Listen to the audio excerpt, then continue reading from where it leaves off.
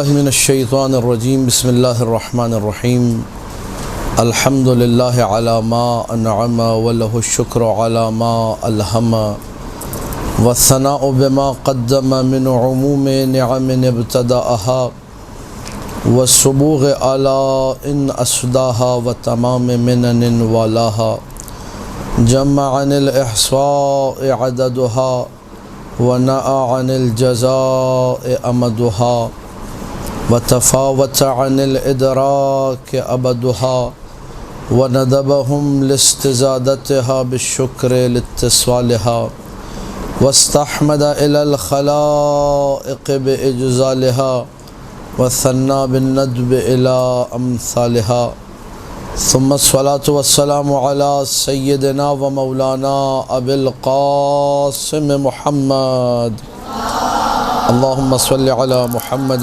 وآل محمد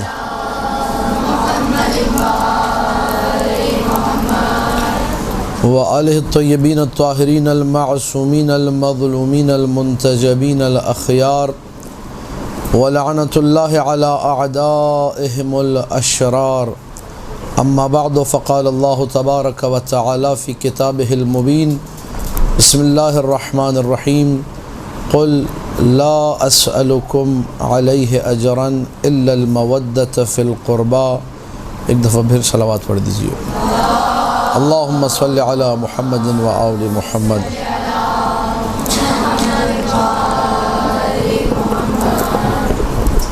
آج کا جو عنوان ہے اور موضوع سخن اور موضوع گفتگو مجالس عزا کی برکات، اس کے اثرات، آثار اور اس کے فوائد، یہ آج کا موضوع ہے اور اسی پر گفتگو کرنی ہے انشاءاللہ العزیز۔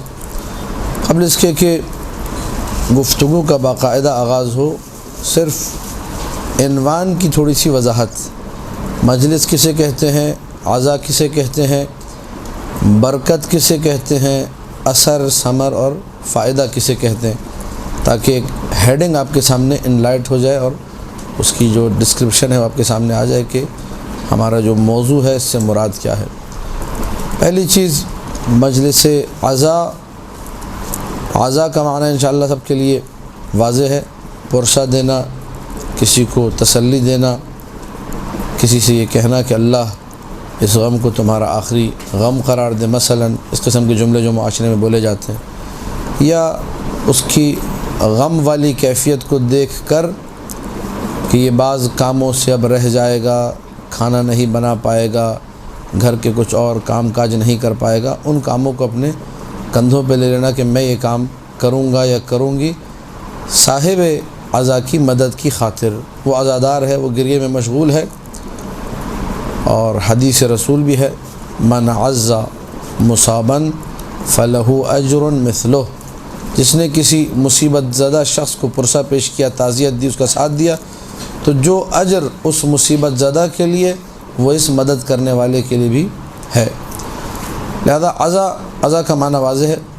مجلس کسے کہتے ہیں؟ مجلس کے لیے بہت کوئی بڑا اہتمام ضروری نہیں ہے کہ میں کہوں کہ جی مجلس ایسے ہوگی کہ جس میں ٹینٹ لگوائے جائیں، دیگیں بنوائی جائیں، بڑے بڑے خطباء اور ذاکرین اعظام کو بلایا جائے، بڑے بڑے نوحہ خانوں کو مدعو کیا جائے، اس کے بعد ہی مجلس کا ایک اچھا عنوان بن سکے گا۔ نہیں، ضروری نہیں ہے۔ گھر میں اگر میاں بیوی ہوں، یہ دونوں آرام سے مجلس کر سکتے ہیں، میاں مجلس پڑھے، بیوی سنے، بچے ہوں یا نہ ہوں اس سے بھی کوئی اثر نہیں پڑتا۔ بچے اگر موجود ہوں تو مجلس کی تعداد میں اضافہ ہو جائے گا۔ اور عربی جو زبان ہے اس میں مجلس کہتے ہی اس جگہ کو ہے کہ جو بیٹھنے کے لیے استعمال ہو۔ مجلس یعنی بیٹھنے کی جگہ، اور اگر اس بیٹھنے کی جو جگہ ہے اس میں افراد ایک بھی ہو تو مجلس ہے، ایک فرد اکیلا ہو مجلس ہے۔ فرض کیجیے آپ کے گھر میں کوئی نہیں ہے، کسی ایسے مقام پر ہیں دنیا میں آپ جہاں کوئی دوسرا فرد بھی آپ کے ساتھ نہیں ہے، آپ نے مقتل کی کتاب نکالی، مصائب کی کتاب نکالی، اس کو پڑھنا شروع کر دی، مجلس ہو گئی ہے۔ کوئی یہ نہیں کہہ سکتا کہ یہ مجلس نہیں ہے۔ 2 بندے ہوں، 3 بندے ہوں۔ عربی زبان میں اگر افراد زیادہ ہوں، مثلا یہاں اگر 30 سے 40 خواتین ہو گئی ہیں، 50 ہو گئی ہیں، 100 ہو گئی، پھر اس کو محفل کہا جاتا ہے۔ محفل، اس کو نوٹ کر لیں، عربی نکتہ ہے یہ۔ محفل اس مجلس کو کہتے ہیں کہ جہاں لوگوں کی تعداد زیادہ ہو۔ ہم لوگ محفل عزا کی بات نہیں کر رہے، مجلس عزا کی بات کر رہے ہیں۔ 2 بھی ہوں، 3 بھی ہوں، اس کا بھی فائدہ ہے، اس کی بھی برکت ہے، اس کا بھی اثر ہے، اور اس کا بھی ثمر ہے۔ قبل اس کے کہ اس گفتگو کی طرف آگے بڑھیں، ایک اور لفظ اثر اور ثمر آپ کو معلوم ہے۔ اثر کہتے ہیں قدم کے نشان کو، جب انسان کہیں سے گزر جائے تو جو قدموں کا نشان چھوڑ جاتا ہے اسے اثر کہتے ہیں عربی میں۔ ثمر درخت پہ لگا ہوا جو پھل ہے اسے کہتے ہیں۔ فائدہ، نتیجہ، یہ لفظ بالکل واضح ہے۔ مجلس عزا کا اثر کیا ہے، ثمر کیا ہے، اس پہ بھی گفتگو ہوگی۔ برکت کسے کہتے ہیں؟ برک، بے، رے اور کاف، عربی میں اونٹ کے سینے کو کہتے ہیں برک۔ ان چیزوں کو نوٹ کیجئے، یہ مطلب ان چیزوں سے میں نے کام لینا ہے ابھی۔ برک کسے کہتے ہیں؟ اونٹ کے سینے کو۔ اگر آپ لوگوں نے دیکھا ہو تو ٹھیک ہے، اور اگر نہیں دیکھا ہو تو کبھی آپ ساحل سمندر اگر جانا نصیب ہو، یہ بھی بڑا سکون ملتا ہے سمندر کی لہروں کو دیکھ کے، کہتے ہیں طبی حوالے سے بھی ویسے بھی۔ تو وہاں اونٹ بڑے ہوتے ہیں جو زوار سمندر کو ادھر سے ادھر گھما رہے ہوتے ہیں۔ تو اونٹ کا اگر آپ بیٹھنا دیکھیں وہ کس طریقے سے اپنے سینے کو جب زمین پہ رکھ کے بیٹھتا ہے، کہتے ہیں اونٹ اب بیٹھ گئے۔ برک البعیر، برکہ کا مطلب ہے ٹھہر جانا، یہ لفظ اونٹ کے سینے سے چلا ہے۔ پانی جب بارش ہوتی ہے، جگہ تلاش کرتا ہوا جب نشیب میں کسی مقام پہ ٹھہر جائے، اسے کہتے ہیں برکۃ الماء۔ پانی کا جو گھاٹ ہے اسے عربی میں برکہ کہتے ہیں۔ اونٹ جب سینہ زمین پہ ٹیک کر بیٹھ جائے اور ٹھہر جائے، اسے بھی برکہ کہا جاتا ہے۔ اونٹ کا زمین پر سینہ ٹھوک کر بیٹھ جانا، سکون سے بیٹھ جانا، یعنی اب یہ لفظ برکت استعارہ ہے اور مجازاً استعمال ہونے لگا کسی بھی چیز کے کسی مقام پر ٹھہر جانے کے لیے۔ یہ مطلب واضح ہے انشاءاللہ۔ اگر کوئی چیز کسی مقام پر ٹھہر جائے، وہاں یہ بے، رے اور کاف کے جو ملتے جلتے لفظ ہیں وہ استعمال ہوتے ہیں۔ اونٹ کے بیٹھنے کے لیے برک البعیر، پانی ٹھہر گیا، برکۃ الماء، پانی کے گھاٹ اس کو برکۃ الماء کہا جاتا ہے، پانی کا جوہر یا جو بھی چھوٹی نہر وغیرہ۔ اسی طریقے سے اگر نیکیاں، خیرات اور ثواب کہیں آ کر ٹھہر جائیں اسے برکت کہتے ہیں، جو اردو میں بھی مستعمل ہوتا ہے کہ اس کام میں بڑی برکت ہے، یعنی اگر تم نے یہ کام کیا تو ثواب تمہارے پاس آ کر ٹھہر جائے گا، مطلب یہ ہوتا ہے برکت کا۔ اگر تم نے یہ نیک عمل انجام دیا برکت ہوگی۔ رزق میں برکت ہوگی، کیا مطلب؟ رزق ٹھہر جائے گا تمہارے پاس، رزق پھر چھنے گا۔ خدا کی دی ہوئی توفیق ہے، خدا کی دی ہوئی عنایت ہے، یہ عنایت، یہ خیر ادھر سے ادھر نہیں ہوگا، یہ اپنی جگہ پر، اپنے مقام پر ٹھہر جائے گا۔ اس ٹھہر جانے کو عربی زبان میں برکت سے تعبیر کیا جاتا ہے۔ لہذا جب ہم لوگ کہیں گے مجالس عزا کی برکت کیا ہے، اثر کیا ہے، ثمرات کیا ہیں، فائدے کیا ہیں، تو لفظ برکت کو سمجھیے گا کہ جن خیرات اور جن ثوابوں کی بات ہو رہی ہے ان کے ٹھہرنے کی بات ہو رہی ہے، اور ان کو ٹھہرانا کیسے، اسی پر آج ہماری گفتگو کی۔ آپ لوگ ایک دفعہ بآواز بلند صلوات پڑھ دیجیے۔ اللہم صلی علی محمد و آل محمد۔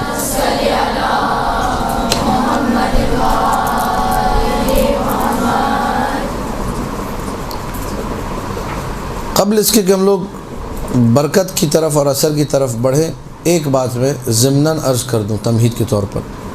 امیروں کی جو محفلیں ہوتی ہیں اس میں جب انسان جاتا ہے اس کا ایک اثر ہے۔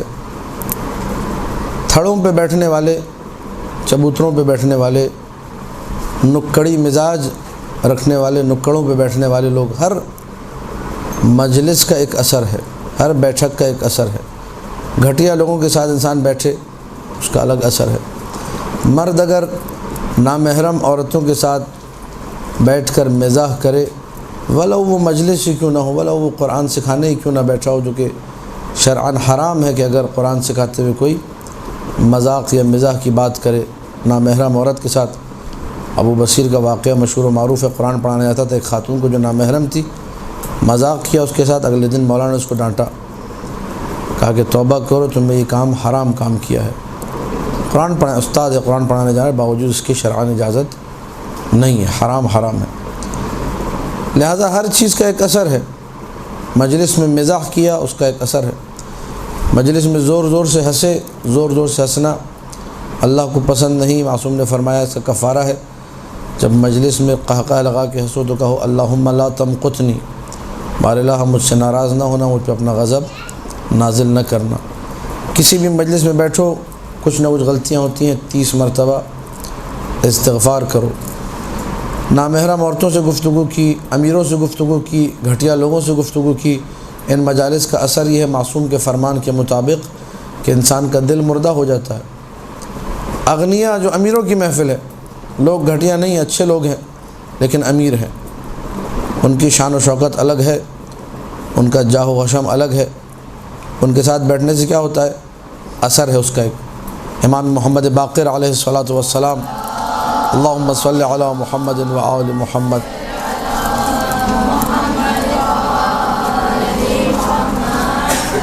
مولانا نے ایک شخص سے کہا کہ یا فلان لا تجالس الاغنیاء، یعنی امیروں کے ساتھ مت بیٹھو، کیونکہ جب انسان امیروں کے ساتھ بیٹھتا ہے معصوم کے فرمان کے مطابق وَهُوَ يَرَى أَنَّ لِلَّهِ عَلَيْهِ نِعْمَةً، جب بیٹھ رہا ہوتا ہے تو خدا کا شکر کرتے ہوئے بیٹھتا ہے کہ خداوند متعال نے مجھے بڑی نعمتوں سے نوازا ہے، بڑے اللہ کے مجھ پہ احسانات ہیں، بڑے اللہ کے مجھ پہ کرم ہے، بہت نوازا اللہ نے مجھ کو۔ لیکن جب امیروں کی باتیں سنتا ہے، امیروں کے ساتھ جا کے بیٹھتا ہے، تو جب اٹھ رہا ہوتا ہے اسی مجلس سے اثر دیکھیے آپ، فَمَا يَقُومُ حَتَّى يَرَى أَن لَيْسَ عَلَيْهِ نِعْمَةٌ مِّنَ اللَّهِ، جب مجلس سے اٹھتا ہے تو اثر کیا ہوتا ہے؟ کہتا ہے اللہ نے تو مجھ پہ کچھ کرم ہی نہیں کیا، اللہ نے تو کوئی احسان ہی نہیں کیا، اللہ نے کیا کیا؟ سب کچھ تو امیرں کو دیا، میرے پاس تو کچھ بھی نہیں ہے۔ اور معصوم کا فرمان ہے کہ زندگی اگر اچھی گزارنی ہے تو ہمیشہ اپنے سے نیچے والے کو دیکھو، اوپر والے کو نہ دیکھو۔ احادیث میں تواتر کے ساتھ یہ چیز مختلف معصومین علیہ السلام کی تعبیروں میں نے دیکھا، اس سے ملتے جلتے جملے آپ کو مل جائیں گے۔ تو یہ اثر ہے، اور یہ محفلیں کوئی پسندیدہ محفل نہیں ہے کہ انسان امیروں کے ساتھ جا کر بیٹھے، جس کے بعد وہ احساس کمتری کا شکار ہو جائے، اور جب انسان احساس کمتری کا شکار ہو، اس میں پھر ضعف اور اخلاقی جو ضعف آتا ہے، حسد کا شکار ہوتا ہے، برائیاں کرتا ہے، دوسروں کی غیبتیں کرتا ہے، نہ جانے کس قدر یہ انسان پستی میں چلا جاتا ہے احساس کمتری کا شکار ہونے کی وجہ سے۔ یہ کون سی مجلس ہیں؟ جو بری مجلس ہیں۔ اب ان مجالس کے جب ہم نے اثر دیکھ لیے، اس کے بعد ایک اور مجلس میں ذکر کر دوں، جس مجلس کا اثر یہ ہے کہ انسان معصوم کی نگاہ میں مردود ہو جاتا ہے، اور نص معصوم کے مطابق ایسے انسان کو ہم اپنے ساتھ بٹھانا پسند نہیں کرتے۔ مجالس مفید میں واقعہ موجود ہے تفصیل کے ساتھ۔ سلیمان جعفری امام کے اصحاب میں سے ایک صحابی ہے، اس نے جو ہے ایک دن امام کا دروازہ بجایا، وارد ہوا امام سے ملنے کے لیے، تو امام نے کہا کہ تم اپنے اس فلانا شخص کے ساتھ کیوں بیٹھتے ہو، اس کے ساتھ ملتے کیوں ہو؟ کہا مولا وہ میرا سگا ماموں ہے وہ، اور ماموں سے صلہ رحمی کے ناطے ملنا جلنا ضروری ہے، تو میں کیسے چھوڑ سکتا ہوں؟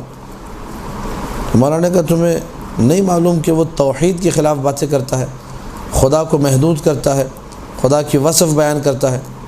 پھر اس کے بعد مولانا نے یہ جملہ کہا، بدعقیدہ آدمی ہے، فَإِمَّا جَلَسْتَ مَعَهُ وَتَرَكْتَنَا وَإِمَّا جَلَسْتَ مَعَنَا وَتَرَكْتَهُ، یا تو اس کے ساتھ بیٹھو ہمیں چھوڑ دو۔ یہ بہت اہم نکتہ ہے۔ ایسی مجلس میں بیٹھنا جہاں عقیدے کے خلاف لوگ بیٹھے ہوں، جن کا عقیدہ برا ہو، ان کے ساتھ جا کر بیٹھنا۔ معصوم کیا فرما رہے ہیں؟ یا تو اسی کے ساتھ بیٹھو وَتَرَكْتَنَا، ہمیں چھوڑ دو، یا ہمارے ساتھ بیٹھ کر اسے چھوڑ دو۔ تمہارے پاس اختیار نہیں ہے کہ تم دونوں جگہوں پہ چلتے رہو، نہیں، ایک چیز۔ اس نے کہا مولا اِنَّا هُوَ يَقُولُ مَا شَاءَ، اس کی جو مرضی کہے، أَيَّ شَيْءٍ عَلَيَّ مِنْهُ، میرے اوپر کیا ہے، میری کیا غلطی ہے، میرا کوئی ایسا عقیدہ نہیں ہے، میں اس جیسی باتیں نہیں کرتا، میں اس جیسا عقیدہ نہیں رکھتا، میں آپ کا صحابی ہوں۔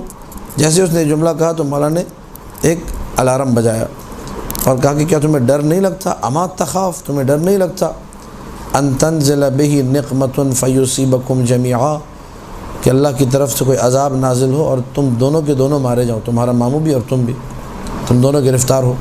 کیا تمہیں معلوم نہیں ہے لشکر موسیٰ کا وہ واقعہ جب موسیٰ بنی اسرائیل کے لوگوں کو لے کر چلے دریا کی طرف اور وہاں سے فرعون بھی پیچھے پیچھے آ رہا تھا، تو موسیٰ کے حواریوں میں اور موسیٰ کے چاہنے والوں میں اور حضرت موسیٰ کے مؤمنین میں ایک شخص تھا جس کا باپ فرعون کے لشکر میں تھا۔ تو یہ حضرت موسیٰ سے اجازت لے کے نکلا کہ میں اپنے باپ کو جا کے بچاتا ہوں، امر بالمعروف کرتا ہوں، نہی عن المنکر کرتا ہوں، نیک مقصد سے چلا ہے۔ حضرت موسیٰ اور ان کے ساتھ جتنے ان کے حواری تھے، مومنین تھے، وہ سب دریا کراس کر گئے۔ یہ جو ہے اپنے باپ کو واضح نصیحت کر رہا تھا کہ دریا واپس آپس میں مل گیا، یہ بھی غرق ہو گیا۔ اس کے بعد حضرت موسیٰ نے کہا کہ خدا کی رحمت ہو اس پر، لیکن جب عذاب آیا تو سب کو لے گیا۔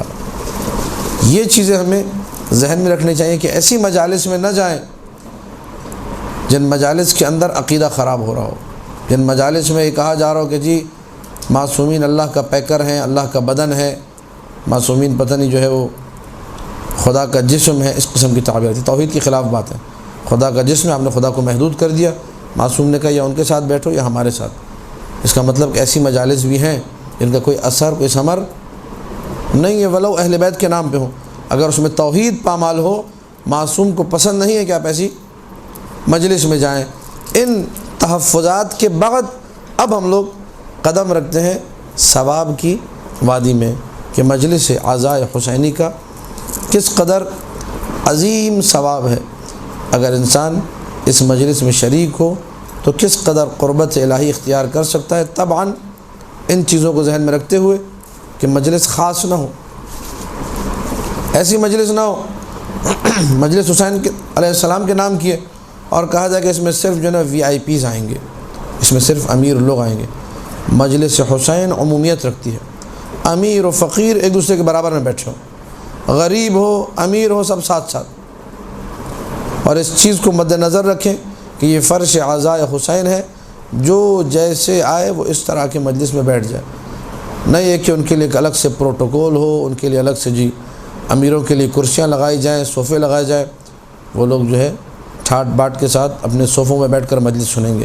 غریب بیچارے کو دری پہ باہر بٹھا دیا، یا ایک کمرے میں مجلس ہو رہی ہے تو امیروں کو آگے بلا لیا، غریبوں کو باہر نکال دیا۔ جو کرے گا لعنت خداوندی کا شکار ہوگا، ذہن میں رکھے یہ بدترین عمل ہے، خاص طور پہ اگر عزائے حسینی میں یہ نفرت والا عمل کوئی انجام دے۔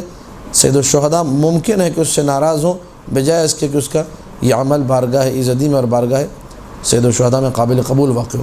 تو ان چیزوں کو ذہن میں رکھتے ہوئے، ان باتوں کو اپنے جو ہے ذہن میں رکھتے ہوئے انسان آتا ہے مجلس کی طرف۔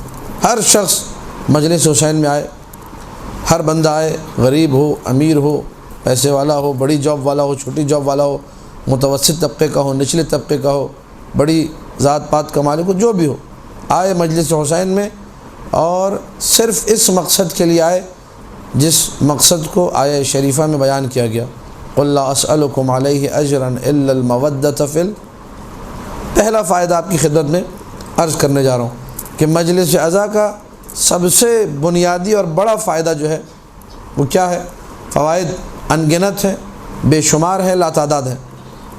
پہلا اور اہم فائدہ، آپ جب مجلس عزا میں شریک ہوتے ہیں، آپ جب فرش عزا پہ اپنا قدم رکھتے ہیں اور فرش عزا سے مستفید ہوتے ہیں تو حقیقت میں آپ مودت فی القربہ کا اظہار کر رہے ہوتے ہیں، آپ اجر رسالت ادا کر رہے ہوتے ہیں۔ رسول نے جو اجر رسالت مانگا، قُلْ لَا أَسْأَلُكُمْ عَلَيْهِ مِنْ أَجْرٍ، مجھے کوئی اجر نہیں چاہیے سوائے ایک چیز کے، وہ اجر کیا ہے؟ المودۃ فی القربہ، مجھے اہل بیت کی محبت چاہیے، اہل بیت کی قربت چاہیے، اہل بیت سے انسان نزدیک ہو، اہل بیت سے پیار کرے، اہل بیت سے شغف رکھے۔ یہ جو چیز آپ کو نظر آئے گی مجلس عزا کے اندر کہ جو وہاں پہ آئے گا وہ کیوں آئے گا، کیوں آئے آپ مجلس عزا میں؟ خانوادہ رسول سے اظہار محبت کرنا، ان کے فضائل سنوں گا خوش ہوں گا، ان کے مصائب سنوں گا گریہ کروں گا۔ اس سے بہترین مودت کی مثال آپ کو کہیں نہیں ملے گی۔ اور جتنے آپ کام کریں کہیں آپ کو نظر نہیں آئے گا کہ انسان یہ عنوان دے کہ ہاں یہ کام مودت والا ہے، مگر یہ کہ قرینے سے پتہ چلے مجلس عزا وہ جگہ ہے جہاں ہر قرینہ اور خود نص، خود وہ ماحول دلالت کر رہا ہوتا ہے کہ سب کے سب جو یہاں بیٹھے صرف اور صرف ایک کام کے لیے آئے ہیں، اور وہ کام کیا ہے؟ مودت فی القربہ، اجر رسالت کو ادا کرنے کے لیے، اور انسان اس میں خلوص کو برقرار رکھے۔ میں بارہا پہلے بھی شاید یہاں کہہ چکا ہوں، اس مودت فی القربہ کے معاملے میں آپ لوگ رشتہ داریاں نبھانے نہ جائیں، قربتاً الی اللہ جائیں، اور اس جنبے کو اپنے اندر انسان اپنے سینے میں، اپنے دل میں مضبوط کرے۔ یار بس وہاں تو جانا ہی ہے مجلس میں، یہ کیوں جانا ہے؟ وہ بس رشتہ داری کیا کرے، یعنی رشتہ داری نبھانے جا رہا ہے، مجلس کا ثواب ملے گا اس کو، ایسا نہیں ہے کہ نہیں ملے گا، لیکن نیت میں وہ جو پختگی ہونی چاہیے تھی کہ اگر میرا رشتہ دار مجھے نہ بھی بلاتا، چونکہ مجلس حسین ہے، میں جاتا۔ پرانے زمانے میں ایسا تھا کہ اگر لوگ مجلس میں نہ بھی بلائیں تو جو شرکت کا خواہش مند ہوتا تھا، جو اجر رسالت ادا کرنے کا خواہش مند ہوتا تھا، جو مودت فی القربہ کے جذبے سے وہ شکوہ کرتا تھا کہ آپ نے مجھے کیوں نہیں بتایا مجلس کے لیے۔ اور جتنی زیادہ معرفت، جتنی زیادہ ولایت، بس اوقات میں نے لوگوں کو دیکھا اپنے بچپنے میں آنسوؤں کے ساتھ شکوہ کرتے ہوئے کہ یار تم نے ہمیں بتایا نہیں مجلس رکھی ہے، کیا ہم مولا کے چاہنے والے نہیں ہیں، کیا ہم مودت نہیں رکھتے؟ یہ جذبہ تھا۔ یہ آج کل یہ جذبہ بعض مقامات پہ نظر آتا ہے، کم نظر آتا ہے۔ اس جذبے کو اپنے اندر بیدار رکھیے کہ میں جا رہا ہوں حسین ابن علی سلام اللہ علیہ کی خاطر، اور اغراض دوسری بہت ساری چیزیں پوری ہوتی ہیں، لیکن آپ کے پیش نگاہ یہ ہونا چاہیے کہ میں مودت کی خاطر جا رہا ہوں، نہ کہ رشتہ داری نبھانے، نہ کہ کسی اور کام سے۔ اگر انسان یہ کر لے گا کہ اپنے آپ کو اتنا پیک کر لے گا، اتنا اپنے آپ کو جو ہے محدود کر لے گا کہ وہاں جانا ہے، اس سے ذرا دوستی چلنی چاہیے، اس سے میرا کاروبار ہے، اس سے میری رشتہ داری ہے، تو آخر میں اینڈ میں یہ ہوتا ہے کہ امام حسین غائب ہو جاتے ہیں، یہ عناوین رہ جاتے ہیں۔ ہاں بھائی یہاں کیوں آئے ہوئے تھے؟ جی وہ بیوی کی جو ہے نا میکے کی جو مجلس تھی، سسرال نہیں گئے تو پھر بیوی نے وہ حال کرنا ہے، اس لیے جانا ضروری ہے۔ وہاں اس سے کاروبار ہے، وہاں نہیں گئے تو کاروباری دوست سے پارٹنرشپ ہے، کاروبار میں وہاں جانا ضروری ہے۔ اس سے پتہ نہیں کس بات کی دوستی ہے، اس سے میرے فائدے نکلیں گے، وہ میرا مال کلیئر کرا دیتا ہے یا فلانا جگہ پہ میرے کام آتا ہے، اس کی مجلس، اس کی مجلس، اس میں خلوص جو ہے وہ ختم ہو جاتا ہے۔ لہٰذا انسان خلوص کو باقی رکھتے ہوئے مودت فی القربہ کو آگے لے کر چلے۔ یہ بنیادی ترین فائدہ ہے۔ شیعتنا خلقوا من فاضل طینتنا، معصوم کا فرمان، ہمارے شیعوں کو ہماری بچی ہوئی مٹی سے یا بچے ہوئے نور سے خلق کیا گیا، اور اس کا اثر کیا ہے، اس کا فائدہ کیا ہے؟ یفرحون لفرحنا ویحزنون لحزننا۔ ہم اگر خوش ہوں شیعہ بھی خوش، ہم اگر غمگین ہوں تو شیعہ بھی، یہ مودت فی القربہ ہے۔ یہ آپ کو چیز اپنے وجود میں دکھائی دینی چاہیے۔ اب ایک سوال ہے میرا، میں اپنے آپ سے بھی سوال کرتا ہوں یہ، اور آپ میں سے ہر ایک اپنے آپ سے ایک سوال کرے کہ جب مثلاً ماہ محرم آتا ہے یا مثلاً عاشور کا دن آتا ہے جو بالکل انتہائی مصائب ہے، معراج مصائب ہے، اس میں آیا واقعاً میرے دل پہ غم کی کیفیت طاری ہوتی ہے ماہ محرم کا چاند نظر آنے پر؟ یا یہ کہ نہیں میں کسی علم کے پاس پہنچوں، کسی مجلس میں پہنچوں، کسی جگہ جاؤں، امام بارگاہ میں، امام باڑے میں، کسی مجلس میں، تب جا کے وہاں کا جب ماحول نظر آئے گا تب میں آمادہ ہوں گا؟ اس پہ تھوڑا سا غور کریں۔ اگر میں ان لوگوں میں سے ہوں کہ ماہ محرم آ گیا، چاند نمودار ہو گیا، لیکن میرے اندر کوئی تبدیلی واقع نہیں ہوئی، اس کا مطلب گناہوں نے میری روح کا بیڑا غرق کر دیا ہے۔ سید الشہداء کے مہینے کا چاند نظر آیا لیکن ان آنکھوں میں آنسو نہیں آئے، یہ منتظر تھے ماحول کے، یہ منتظر تھے کسی مجلس کے، یہ منتظر تھے کسی ایسے مقام کے کہ جہاں جا کر خطیب ڈھیر سارے جب مصائب پڑھے تو تب ان پتھریلی آنکھوں میں آخر کر ایک معجزہ سید الشہداء کا یہ کہ ایک قطرہ آنسو کا نکل آئے، اس کے بھی عجیب و غریب اثرات ہیں، اس کے بھی فوائد ہیں۔ احادیث جو کہتی ہیں وہ عجیب ہے۔ ادھر ماہ محرم کا چاند نظر آتا ہے آسمان سے، وہ خونی قمیص جس میں سید الشہداء کو ذبح کیا گیا تھا، جس میں سید الشہداء کو شہید کیا گیا تھا، اس کو آسمان میں لٹکایا جاتا ہے، عرش الہی پہ ملائکہ عرش الہی حملۃ العرش اس قمیص کو پھیلاتے ہیں. جب اس قمیص کو پھیلاتے ہیں تو جناب زہرا سلام اللہ علیہا کی چیخ بلند ہوتی ہے. یہ چیخ کا بلند ہونا ہر مومن کے دل کو آزردہ کرتا ہے. میں اگر مومن ہوں اور آزردہ نہیں ہو رہا، ماحول کا منتظر ہوں، مجلس کا منتظر ہوں، مجھے اپنے اس مودت سے فی القربہ کے جذبے کو پرکھنا ہوگا کہ میں کہاں کھڑا ہوں، میں کس قدر اپنے آپ کو اس مودت کے جذبے سے دور کر چکا ہوں. ضرورت اس امر کی ہے کہ انسان گناہوں سے دوری اختیار کرے، اپنے آپ کو پاکیزہ کرے، اپنی روح کو پاکیزہ کرے، اور اس مقام پر آئے کہ ادھر اطلاع ملے کہ جی محرم کا چاند نظر آ گیا، پھر اس کو کسی مجلس کی ضرورت، آنسوں کا ایک سیلاب امنڈ ہے، دل کی کیفیت تبدیل ہو جائے، دنیا اس کی ویران ہو جائے، لگے کہ کچھ ایسا ہوا ہے. واقعہ کربلا اسی سال ہوا. یہ کیفیت جو ہے یہ ثبوت دے گی آپ کے خلوص کا، اور اس خلوص کو برقرار رکھنے کے لیے سارے عناوین مٹانے ہوں گے جو میں نے پہلے عرض کیا. اس کی مجلس نہیں، مجلس فقط سید الشہداء سلام اللہ علیہ کی. یہ پہلا وہ عظیم ترین فائدہ ہے جو ہم نے مجالس حسین سے کسب کرنا ہے. اپنے اندر مودت فی القربہ کو دن بدن بڑھانا ہے، اور اس محرم اور سفر جیسے دو عظیم مہینوں سے یہ استفادہ کرنا ہے کہ پاک و پاکیزہ روح لے کر ہم لوگ مجلس سے اٹھیں. اور مجلس میں ہوتا ہے یہ، جو پتھر دل والے بھی آتے ہیں بس اوقات، وہ بھی آخر میں مصیبت سید الشہداء سن کر ان کی آنکھوں میں آنسو آ جاتا ہے. یہ ایک آنسو جو آتا ہے یہ روح کی تعمیر کا باعث ہے. یہ زینت روح ہے، یہ روح کو تعمیر کرتا ہے، روح کو پاکیزہ بنا دیتا ہے، تزکیہ نفس کا باعث ہے، یہ روح کی عظمت کا باعث ہے ایک آنسو.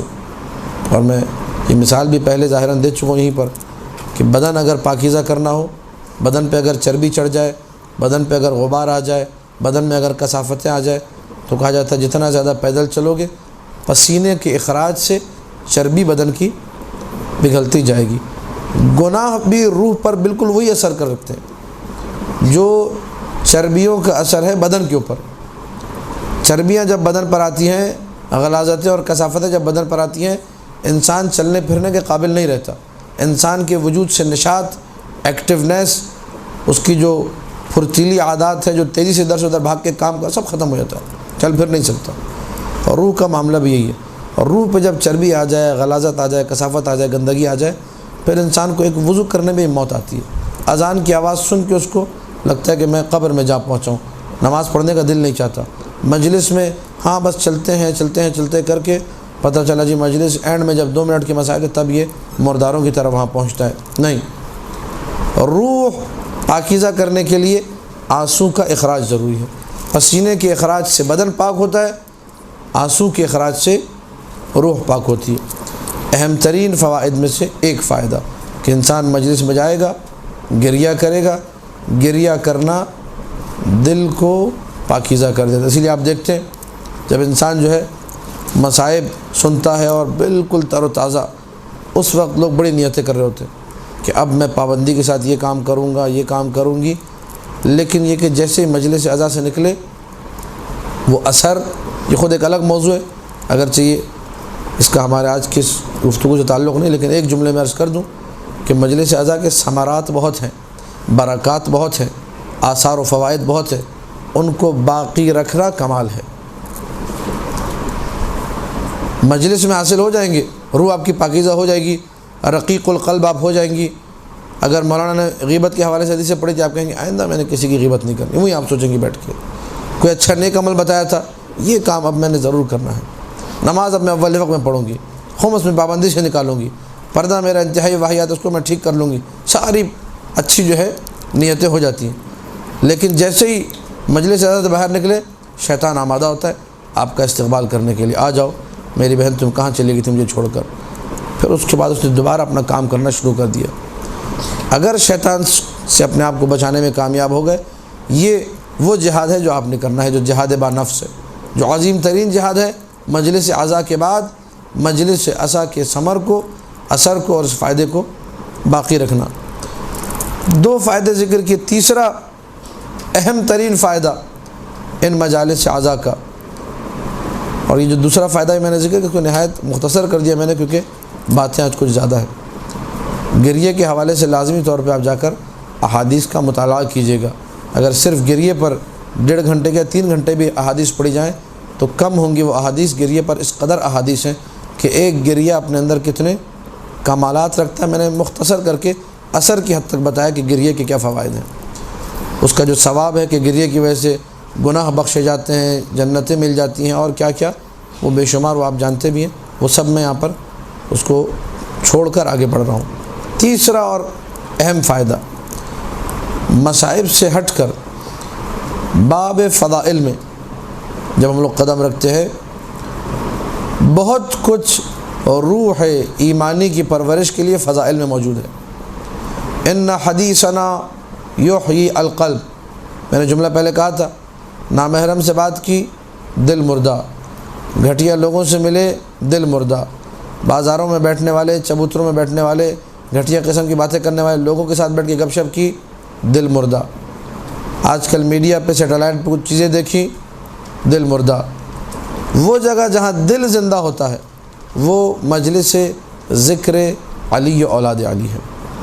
آپ جب فضائل سنتے ہیں، خود بخود فضائل کے ذریعے جو نشاط ہے وہ کسی اور چیز میں آپ کو نظر نہیں آئے گا۔ نشاط کا مطلب تو سمجھتے ہیں آپ لوگ انشاءاللہ، ایکٹیونیس، وجود میں ایک خیر و برکت اور عنایت والی کیفیت، جس کے بعد انسان اس تگدو میں لگ جائے کہ اب میں نے اپنے آپ کو اچھا بنانا ہے، اس سے ہم لوگ نشاط سے تعبیر کرتے ہیں۔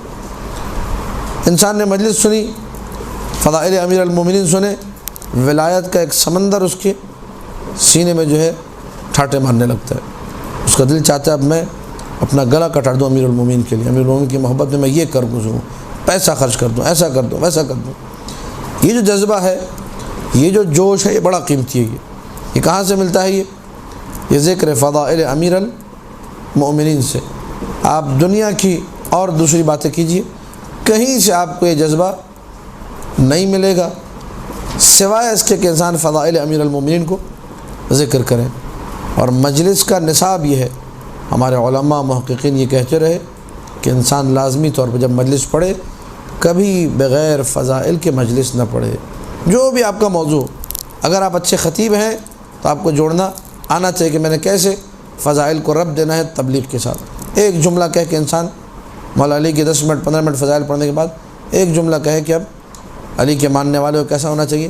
فضائل الشیعہ، چلو بھائی خصال الشیعہ، خصال شیخ صدوق، وہاں سے 3 حدیثیں پڑھی کہ آپ کے کردار کے بارے میں یہ ہونا چاہیے، تبلیغ بھی کر سکتا ہے۔ لیکن فضائل اگر مائنس کیا آپ نے مجلس سید الشہداء میں سے، تو یاد رکھیں اس کا برا اثر آپ کی شخصیت پہ بھی ہوگا، مجلس پہ بھی ہوگا، سامعین پہ بھی ہوگا۔ اللہ کے رسول نے فرمایا زینوا مجالسکم بذکر علی ابن ابی طالب سلام اللہ علیہ۔ مجلس، اللہم صلی علی محمد و آل محمد۔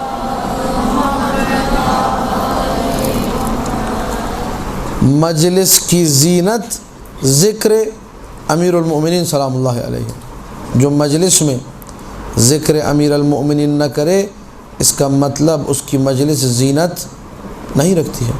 اس کی مجلس میں رونق لوگوں کے زیادہ ہونے سے نہیں ہوتی ہے، یہ عرفی رونق ہے، یہ آپ کی نگاہ میں رونق ہے، ایک دلیل ہے، لیکن حقیقت میں جو رونق ہے، جو مجلس کی رونق ہے، وہ کیا ہے؟ وہ ذکر ہے، جس کی وجہ سے چاہے ایک بندہ آئے، 2 بندے آئیں، 4 بندے بیٹھے ہوں اور وہاں ذکر امیر المومنین ہو تو کہا جائے گا جی ہاں، ملائکہ کہیں گے بڑی بارونق مجلس تھی بھائی، کتنے بندے پہ 4 بندے بیٹھے تھے۔ اور اگر 1000 بندے بیٹھے ہوں اور وہاں باتیں ہو رہی ہوں کہ مثلا امریکہ میں یہ ہو گیا اور چاند میں یہ ہو گیا، مریخ میں یہ ہو گیا، اسرائیل میں یہ ہو گیا اور سعودی عرب میں یہ ہو گیا، وہاں جو ہے نا یہ ہو گیا، سیاسی باتیں ہو رہی ہوں مثلا، دنیاوی باتیں ہو رہی ہوں مثلا، اور اس کے بعد ایک جملہ لگا دیا جائے کہ ہاں ان باتوں کے بارے میں جاننا بھی ضروری ہے، بولو 1500 بندے بیٹھو، یہ رونق والی مجلس، اس مجلس میں کوئی زینت، فضول کی باتیں ہو رہی ہیں، جو باتیں میڈیا زیادہ اچھے طریقے سے بتایا جاتا ہے۔ اب مولانا صاحب کو جو ہے طبیعت خراب تھی، بیگم سے جھگڑا تھا، نہیں معلوم کیا چکر تھا، تیاری نہیں کی تھی، مجلس کی میٹر نہیں تھا، پڑھتے نہیں ہیں گھر میں، آ کے ممبر پہ یہ باتیں کرتے ہیں، بے رونق مجلس، بنا زینت کے مجلس۔ مجلس کی زینت ذکر امیر المؤمنین سلام اللہ علیہ، مجلس کی زینت فضائل امیر المؤمنین ہے۔ روایت موجود ہے ان اللہ لم يعذب هذا الخلق الا بذنوب العلماء، اللہ نے اس امت پر عذاب نازل نہیں کیا اس قوم پر مگر یہ کہ علماء کے گناہوں کی وجہ سے، ہمارے گناہ، میرا تو خیر شمار نہیں ہوتا علماء میں، وہ دوسرے لوگ ہیں جو میری طرح کپڑے پہنتے ہوتے علماء ہیں، ان کے گناہوں کی وجہ سے۔ کیا گناہ ہے یا رسول اللہ یا سیدی و مولائی، وہ کون سے گناہ ہیں جس کی وجہ سے قوموں پہ عذاب نازل ہو رہے ہیں؟ فرمایا بکتمہم الحق من فضل علی و اطرتہ، ان لوگوں نے حق کو چھپایا، وہ حق کیا تھا؟ علی اور اطرت علی کے فضائل کو چھپایا، جو فضائل کو چھپائے اور یہ احمقانہ جملہ کہے کہ فضائل کی اب کوئی ضرورت نہیں ہے، خیبر و خندق بہت ہو گیا ہے، اس قسم کے نازبہ جملے کہے، اس کو جو ہے کہنا چاہیے کہ آپ بہت ہو گئے، آپ نہیں آیا کریں، آپ ہمارے سر میں درد مت کیا کریں، آپ کی ضرورت نہیں ہے۔ مجلس کا ایک ادب ہے، مجلس کا ایک تقاضا ہے، وہ تقاضا ایسے پورا ہونا چاہیے کہ ابتدا فضائل امیر المومنین سے ہو، انتہا مصائب کو، اسے مجلس کہتے ہیں۔ اس کے ضمن میں آپ نے جو پیغام دینا ہے، جو میسیج دینا ہے، جو علم کی بات کرنی ہے، جو خیرات، جو برکات کی باتیں کرنی ہے، پردے کی بات کرنی ہے، غیبت، جو بات بھی کرنی ہے، فقہی موضوعات لانے ہیں، جو ڈسکس کرنا کیجیے، لیکن نصاب یہ ہے فضائل و یہ وہ چیزیں ہیں جو روح ایمانی کو آگے لے کر چلتی ہیں، یہ وہ چیزیں ہیں جس کی وجہ سے معصومین سلام اللہ علیہم خوش ہوتے ہیں۔ میں چند احادیث اس تھوڑے سے وقت میں، جو ڈائری میں میرے پاس تحریر ہے وسائل الشیعہ سے، آپ لوگ دفعہ بآواز بلند صلوات پڑھ دیجیے۔ بسم اللہ الرحمن الرحیم۔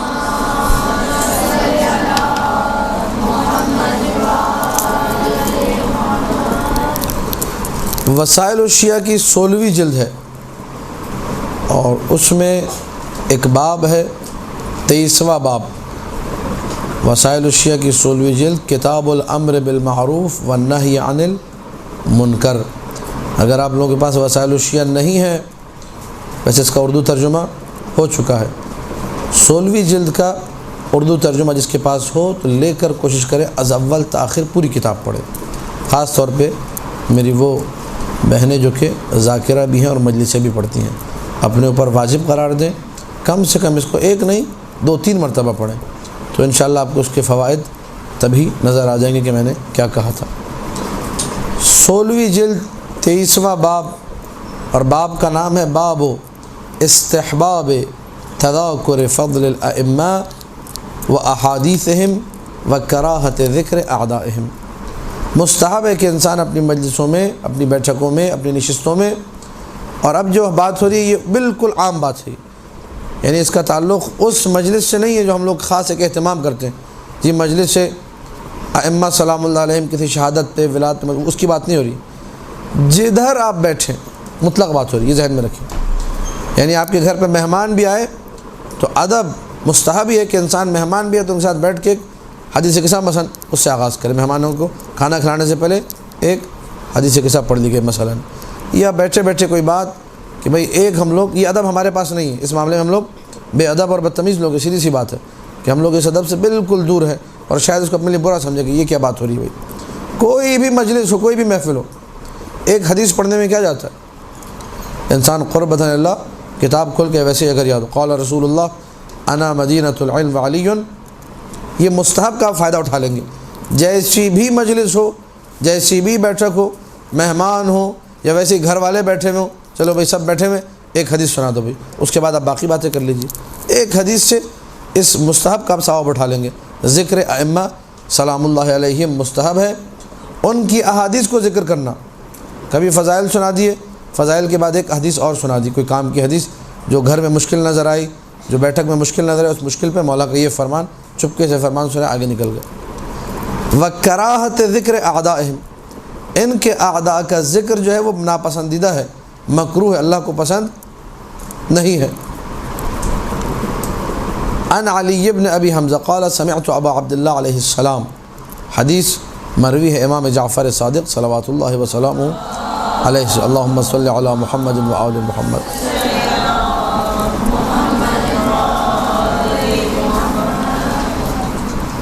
مولا یہ فرما رہے ہیں شیعتنا الرحماء بینہم، ہمارے شیعہ آپس میں ایک دوسرے پہ مہربان ہوتے ہیں، ایک دوسرے سے بڑے اچھے طریقے سے ملتے ہیں۔ اب یہ آپ لوگ جو ہے فیصلہ کیجئے، میں بھی فیصلہ کروں کہ کیا ہم لوگ ایسے شیعہ ہیں جو آپس میں ایک دوسرے سے اچھے طریقے سے ملتے ہیں یا نہیں۔ شیعوں کی خصوصیت یہ ہے الرحماء بینہم، آپس میں ایک دوسرے کے لیے دل میں ان کے رحم ہوتا ہے، محبت، پیار، شفقت، یہ چیز۔ الذین اذا خلوا ذکروا اللہ، جو لوگ تنہائیوں میں، اپنی خلوتوں میں اللہ کو یاد کرتے ہیں۔ اذا خلوا، جب یہ اکیلے ہوتے ہیں، اکیلے ہوتے ہیں مطلب خالی شیعہ ہی ہوتے ہیں اور کوئی نہیں ہوتا، آپس میں بیٹھ کے شیعہ ذکروا اللہ، یہ اللہ کو یاد کرتے ہیں۔ اس کے بعد مولانا نے جملہ کہا انا اذا ذکرنا ذکر اللہ، جب جب ہمارا ذکر ہوگا تب تب اللہ کا ذکر ہوگا۔ وَإِذَا ذُكِرَ عَدُوُّنَا ذُكِرَ الشَّيْطَانُ، اور اگر ہمارے دشمن کا ذکر ہوا تو خود بخود شیطان کا، ان کے دشمنوں کا ذکر شیطان کا ذکر ہے اور ان کا ذکر رحمان کا ذکر ہے۔ فلذا جو بھی فضائل پڑھے گا، آل محمد کا ذکر کرے گا، وہ ذہن میں رکھے یہ عبادت ہے، کأنہ یہ خدا ہی کا ذکر ہو رہا ہے، کیونکہ خدا کی وہ مقرب ہستیاں ہیں، ان کا ذکر قربت الہی کا باعث، ان کا ذکر ہی اللہ کا ذکر ہے۔ اب ایک اور دوسری حدیث یہ ذرا اور واضح ہے ہماری بات کو پہنچانے کے لیے کہ ہم مجالس اعزاء سے کیسے فائدے اٹھائیں۔ انی مررت بقاص یقص،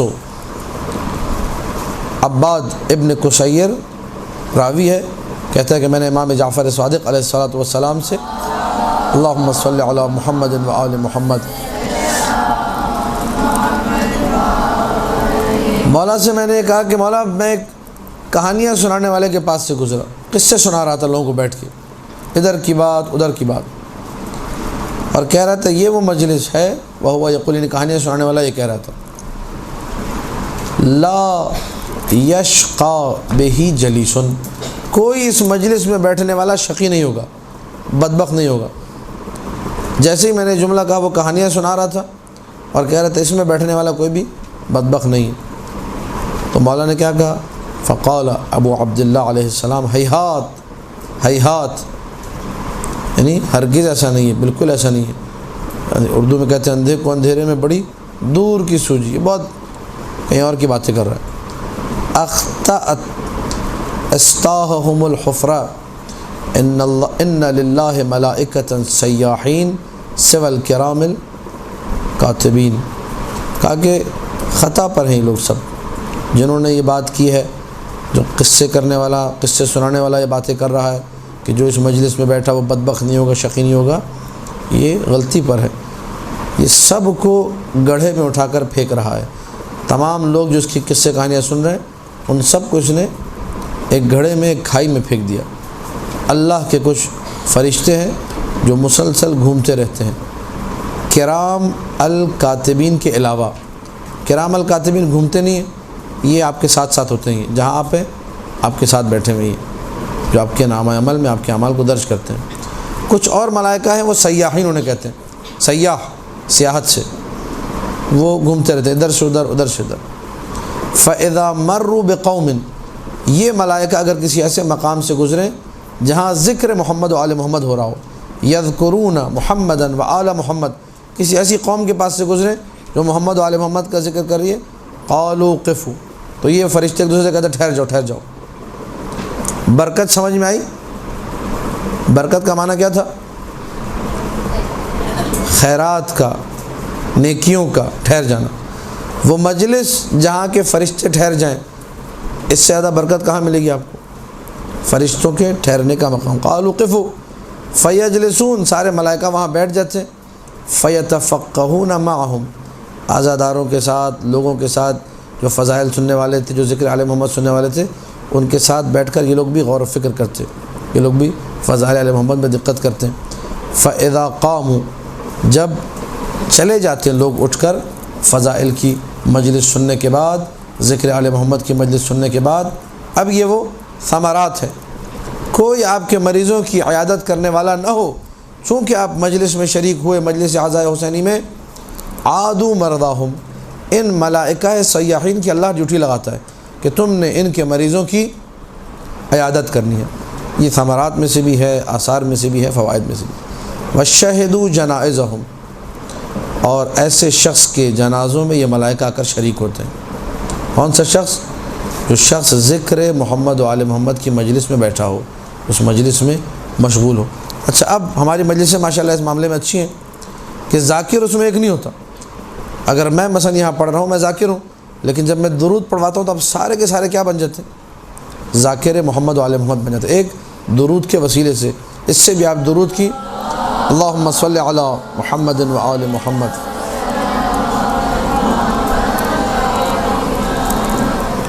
اس کے عظمت کو آپ سمجھے کہ درود کا کیا مقام ہے، کیا عظمت ہے، کہ ہر شخص جو ہے ذاکر بن جاتا ہے اور اس ثواب کا مستحق ہوتا ہے کہ مریضوں کی عیادت ہوتی ہے، جنازوں میں شرکت ہوتی ہے ملائکہ کی۔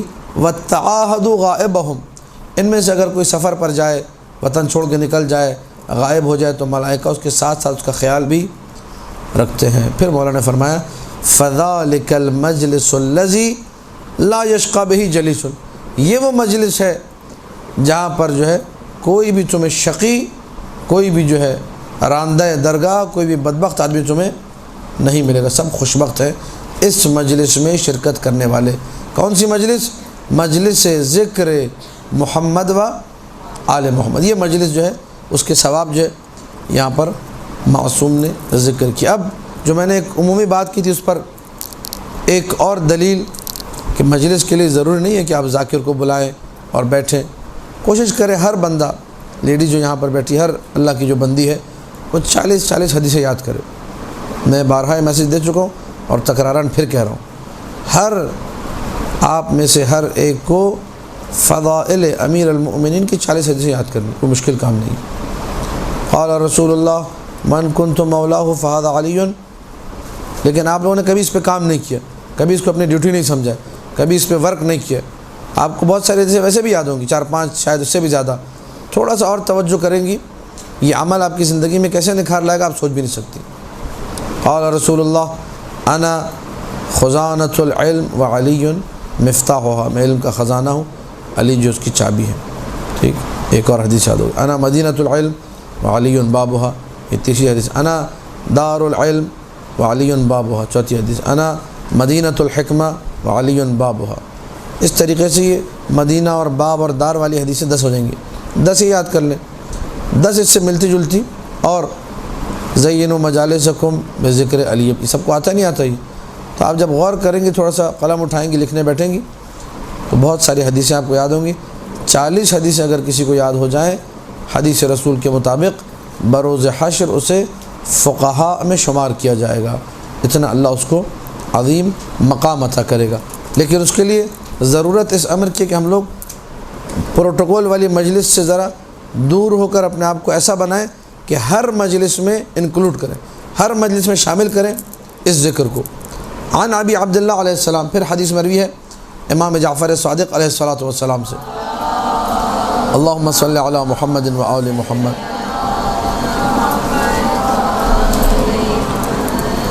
مولا فرمانا ہے تزاورو، ایک دوسرے سے ملو۔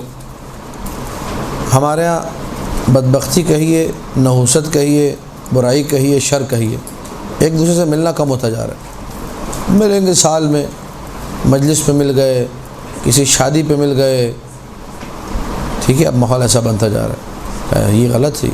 ملتے رہو، تزاورو، ایک دوسرے سے ملو۔ اور بات صرف رشتہ داروں کی نہیں ہے، مومنین کی بات ہو رہی ہے یہاں پر، یہاں بات صلہ رحمی کی نہیں ہے، یہاں ایک علاقے میں مومن بستے ہیں، ہر ایک کی بات ہو رہی ہے کہ اپنے مومن بھائیوں سے جا کے ملو، ان کے ساتھ اٹھو بیٹھو، تزاورو، ایک دوسرے کی زیارت کرو۔ فَإِنَّ فِي زِيَارَتِكُمْ إِحْيَاءً لِقُلُوبِكُمْ، تمہارا ایک دوسرے سے ملنا، پھر میں کہوں گا خلوص اور غرض ذہن میں رہے کہ آپ ملنے کیوں جا رہے ہیں؟ میرا مومن بھائی اس لیے، بس کام سے نہیں، کام سے تو پھر وہ کام ہو گیا۔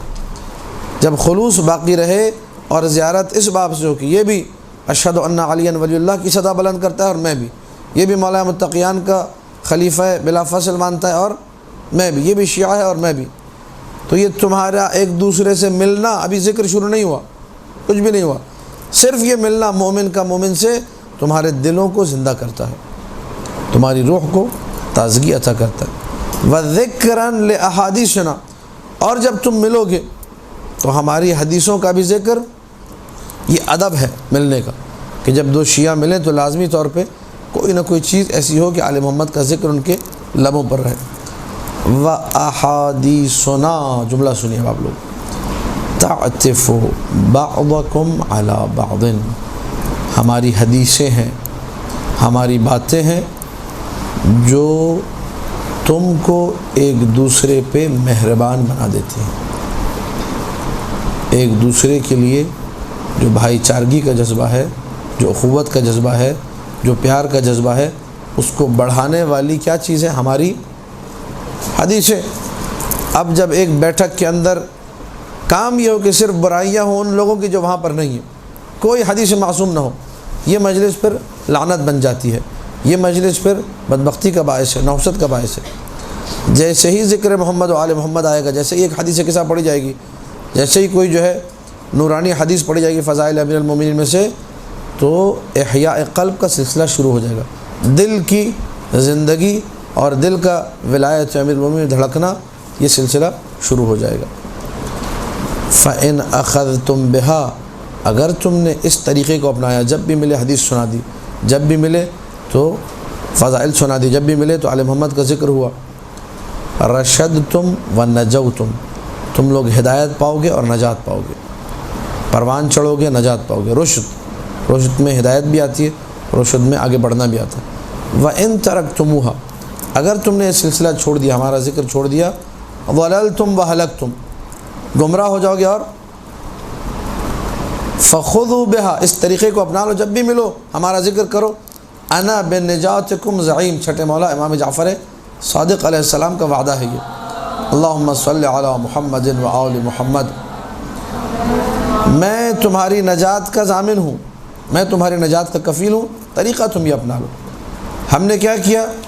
اس ادب کو چھوڑ دیا اور مجلسوں کو خاص کر دیا، 2 مہینے 8 دن کے ساتھ، اس میں بھی بعض لوگوں کو اعتراض ہوتا ہے کہ تو بہت زیادہ ہے، بس 10 دن کافی ہے، 10 دن بھی بہت زیادہ ہے، بس 7 محرم سے ہونا چاہیے۔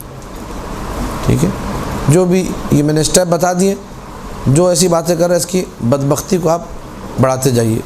جو کہہ رہے 2 مہینہ 8 دن کافی ہے، یہ تھوڑا کم بدبخت ہے۔ جو کہہ رہے کہ 10 محرم تک ہونا چاہیے، یہ بہت بڑا بدبخت ہے۔ اور جو کہہ کہ 7 سے 10، اس سے بڑا پھر کوئی بدبخت نہیں ہے، مگر ہے کہ کوئی ایسا بھی آ جائے جو کہہ کہ بس عاشور ہی کافی ہے، ٹھیک ہے، وہ پھر سب سے آخری درجے کا گھٹیا شخص ہوگا جو ایسی بات کرے۔ یہ مراتب ہیں بدبختی اور گھٹیا پنے کے اور آل محمد سے دوری کے۔ انسان کو یہ نہیں ہونا چاہیے۔ ذکر آل محمد، شیعہ کا مطلب کیا ہے؟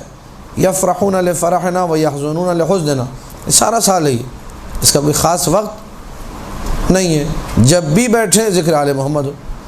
چلو نہیں آتی حدیثیں، نہیں آتی، مولانا صاحب آپ نے حدیثوں کا حدیث کون پڑھے گا اور یہ حدیث قصہ کون پڑھے گا؟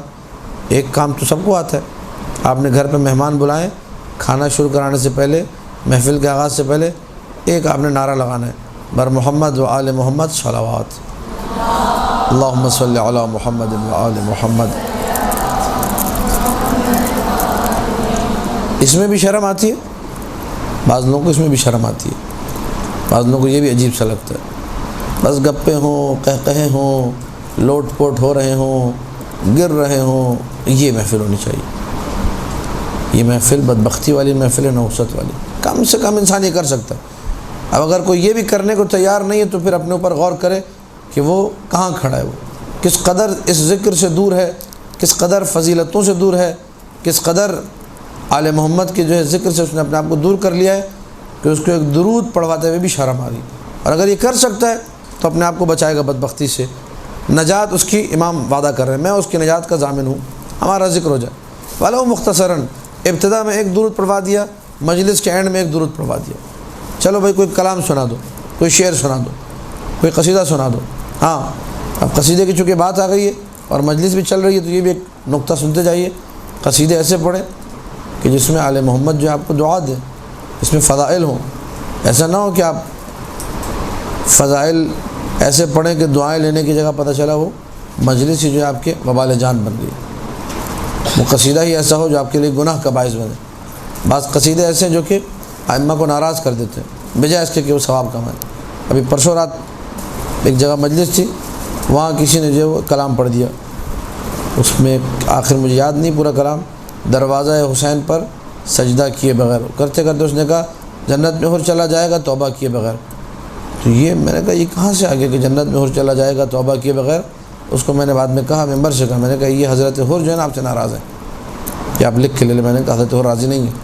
جس بندے نے آ کر امام حسین کے سامنے یہ کہا ہو کہ مولا میں گردن کٹانے آیا ہوں، بس اتنا بتا دیجئے کہ گردن کٹا دوں گا تو کیا میری توبہ ہو جائے گی؟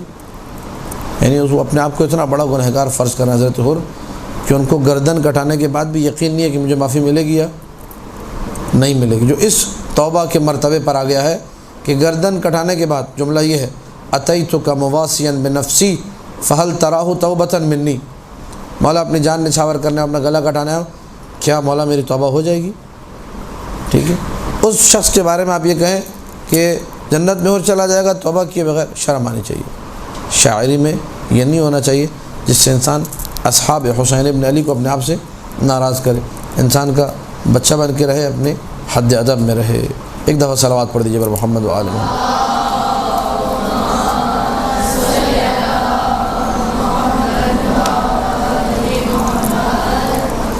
مزید اور زیادہ اپنی بات کو واضح کروں کہ مجلس کا یہ مطلب نہیں ہے کہ بہت بڑے کسی خطیب کو بلایا جائے، مطلب حصر نہیں ہے، مطلب یہ نہیں سنات صرف یہی نہیں ہے، اور طریقوں سے بھی آسانی سے مجلس ہو سکتی ہے۔ حدیث پھر معصومی سے ہے، عن ابی عبداللہ علیہ السلام قال ان من الملائکۃ الذین فی السماء لیطلعون الی الواحد والاثنین والثلاثہ، آسمانوں میں جو فرشتے ہیں وہ اطلاع پیدا کرتے ہیں، اطلاع رکھتے ہیں، ایک بندہ ہو اس کی بھی اطلاع ہوتی ہے۔ یعنی اگر آپ گھر میں بیٹھ کے اپنے اکیلی جو ہے کمرے میں بیٹھ پہ قصیدہ پڑھ رہی ہیں، ملائکہ آپ کے بارے میں بھی اطلاع رکھتے ہیں کہ یہ قصیدہ پڑھی ہوئی بیٹھی، ابھی یہ درود پڑھی گھر میں بیٹھی ہوئی، ابھی مصلی پہ بیٹھی ہوئی جو ہے دشمنان اہل بیت کے نام لے لے کے لعنت کر رہی ہے، لکھو اس کا ثواب لکھو، یہ بڑا اہم کام ہو رہا ہے۔ لیطلعون الی الواحد والاثنین والثلاثہ وہم یذکرون فضل آل محمد، جبکہ وہ لوگ یہ 1 2 3 جو ہیں آل محمد کے فضائل کو ذکر کر رہے ہوتے ہیں۔ فتقول اما ترون الی ہؤلاء، اچھا جب کم ہو، یہ جو مجلسوں میں کم لوگ ہوتے ہیں اور بیچارہ بانی مجلس پریشان رہتا ہے، یہ اس کے لیے حدیث ہے یہ، اور اس کو بھی اگر ہو سکے تو کلپ بنا کے جو اس کو سنایا جائے کہ لوگ نہیں آتے، بیچارہ ادھر سے ادھر ٹہل رہا ہوتا ہے، اس کو لگتا ہے میری مجلس قبول ہی نہیں ہوئی ہے، لوگ نہیں ہیں۔ جہاں بھی لوگ نہیں ہو وہاں یہ حدیث ممبر سے سنا دینی چاہیے۔ 1 2 3 بندے مجلس میں، ذاکر آ گئے مجلس پڑھنے کے لیے، ملائکہ پہنچ جاتے اور ملائکہ یہ جملہ کہتے ہیں اما ترون الی ہؤلاء، انہیں نہیں دیکھتے یہ 2 3 جو لوگ بیٹھے ہوئے۔ بعض اوقات مجلس میں ہم لوگوں نے پڑھی، میں نے بھی ایسی مجلس ہے کہ جو حدیث صاحب مجھ سے پہلے پڑھنے والا تھا وہ تھا، اور جس نے منقبت پڑھی تھی وہ تھا، اور ایک نوح خان تھا جو آ گیا تھا، کوئی پریشان تھا کہ میں کیوں جلدی آ گیا، تو 3 اور چوتھا میں تھا۔ 5واں بانی مجلس تھا جو باہر روڈ پہ ایسے ٹہل رہا تھا کہ ابھی جو ہے نا کچھ آنے والا عذاب الہی مثال کے طور پر، اس کی طبیعت خراب ہو رہی تھی، کتنا بین انتظام کیا کوئی بھی نہیں ہے، پریشان بیچارہ، ٹیلی فون پہ ٹیلی فون، کہاں رہ گئے تم، چیخ پکار اس کی بلند تھی جو آ رہی تھی مجلس کے اندر۔ سب کو میں نے بلایا تھا، نہیں آتے ہیں، میں بھی اب ان کی مجلس میں نہیں جاؤں گا، اب دیکھو میں کیا کرتا ہوں، مطلب غلط قسم کی باتیں۔ وہ لوگ جو کہ روحانیت سے دور ہو، جن کو پتہ ہی نہ ہو کہ مجلس کہتے کسے ہیں، جو عظمت مجلس سے ناواقف ہیں، وہ ایسی باتیں کرتے ہیں۔ ملائکہ کیا کہتے ہیں، یہ ایک عام بندہ ہے، بلاتا ہوں نہیں آتے، ہم تو پہنچ جاتے ہیں، اب میں بھی نہیں آؤں گا، یہ ایک اس بندے کی بات ہے جو جاہل ہے، اس کو پتہ ہی نہیں ہے کہ مجلس کسے کہتے ہیں۔ اور یہ جملہ کہنا کہ میں بھی نہیں آؤں گا یعنی میں بھی سعادت سے دور رہوں گا، میں بھی نہیں آؤں گا یعنی میں بھی خوشبختی سے دور رہوں گا، میں بھی ذکر آل محمد سے دور رہوں گا، تم لوگ چونکہ دور رہے اس لیے میں بھی دور رہوں گا، یہ جملہ ہے۔ کتنا غلط جملہ یہ، بہت سارے لوگ کہہ رہے ہوتے ہیں وہ میری مجلس میں نہیں آیا تھا، وہ نہیں آتے ہم بھی نہیں آئیں گے، مطلب وہ ذکر نہیں کرتے آل محمد کا، ہم بھی نہیں کریں گے، وہ مجلس میں نہیں بیٹھتے، ہم بھی نہیں بیٹھیں گے۔ اس کو آپ پھر پھیلاتے جائیے تو آپ کو پتہ چلے گا بہت ہی برا جملہ ہے یہ۔ ملائکہ کیا کہہ رہے ہیں، اما ترون الی ہؤلاء، تم ان لوگوں کو نہیں دیکھتے، فی قلتہم، بہت ہی کم ہیں، وکثرت عدوہم، دشمن بھی ان کے زیادہ ہیں، یصفون فضل آل محمد، باوجود اس کے انہوں نے مجلس کو روکا نہیں ہے، مجلس کو ختم نہیں کیا۔ یہ الحمدللہ شیعوں کی ایک بڑی اچھی چیز ہے کہ 2 3 آئے جیسے بھی ہیں بالآخر مجلس شروع کرا ہی دیتے ہیں۔ یصفون فضل آل محمد، آل محمد کے فضائل کو ذکر کر رہے ہیں۔ فتقول الطائفۃ الاخری من الملائکہ، ملائکہ کا ایک گروہ کیا کہتا ہے؟ کتنے کم ہیں، دشمن ان کے اتنے زیادہ ہیں، پھر بھی یہ مجلس نہیں چھوڑے، فضل آل محمد کا ذکر کر رہے ہیں۔ دوسرا گروہ کہتے ہیں قرآن کی آیت پڑھتا ہے، ملائکہ کا دوسرا گروہ، ذالک فضل اللہ یؤتیہ من یشاء واللہ ذو الفضل العظیم، یہ اللہ کا فضل ہے۔ ایک بندہ بھی بیٹھا ہو، اللہ کا فضل ہے، دو بندے ہوں اللہ کا، تین بندے ہوں اللہ کا فضل ہے، اور اللہ جسے چاہے اس فضل سے نوازتا ہے، اسے اپنا فضل عطا کرتا ہے، اور اللہ جو ہے بڑے ہی عظیم فضل والا ہے، واللہ ذو الفضل العظیم۔ یہ اور جو ہے ان فوائد میں سے ہے جس کی طرف انسان کو متوجہ رہنا چاہیے کہ بھلے کم ہی لوگ کیوں نہ آئیں، مجلس سے ذکر ہونی چاہیے، 4 بندے 5 بندے۔